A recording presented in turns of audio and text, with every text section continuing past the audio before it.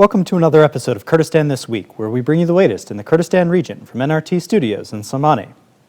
The number of coronavirus cases in the Kurdistan region topped 1,000 for the first time on Thursday, surging from under 400 in less than a month.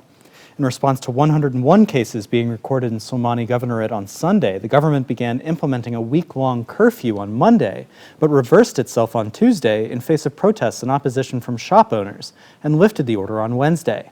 During the last 3.5 weeks, the death toll has tripled to 18, with most of those deaths occurring in Somani Governorate. Meanwhile, doctors have threatened to resume their strike if the government does not pay them by Saturday, which marks a month after they agreed to go back to work and end a first walkout, which was prompted by complaints that they had not been paid since the end of February. Despite the danger from coronavirus infection, residents and business owners took to the streets in several towns and cities around the Kurdistan region this week to protest the government's handling of the outbreak and deteriorating economic conditions. The largest protests took place in Somani on Tuesday, where demonstrators called on the government to end its recently implemented coronavirus curfew and allow them to reopen their shops and businesses, which local officials agreed to do later that day. Many shop owners have suffered significant loss of income from the extended closures due to the public health restrictions. The protests against the curfew began in Darbandikan, Rania, and Kaladza on Monday night before spreading to Somani and other towns the following day. While covering the protest in Somani, a reporting team from NRT was attacked by the Asayish and their equipment seized. Protests were also held in Kifri this week, although they had more of an anti-government tenor and appeared less related to the coronavirus restrictions. Protesters there demanded that the government hold early elections, improve public services, increase job opportunities, and use income from a local oil field to benefit the town.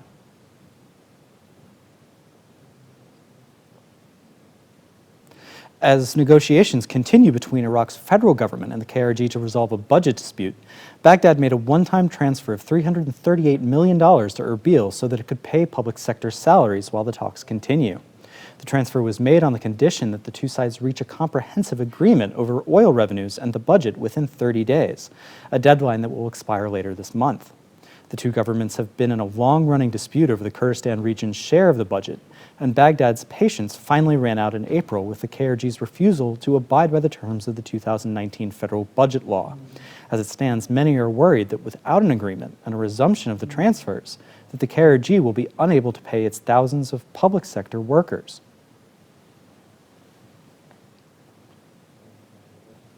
According to a rights watchdog, 9 Kolbars, or porters, were killed by Iranian security forces in May.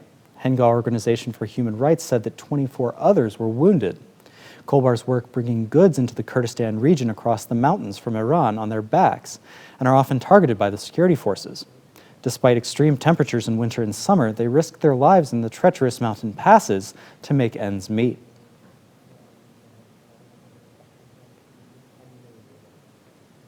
Finally, the KRG's Ministry of Education moderated its passing criteria to enable more 12th graders to take the official end-of-year exams by raising the number of subjects a student can fail to qualify.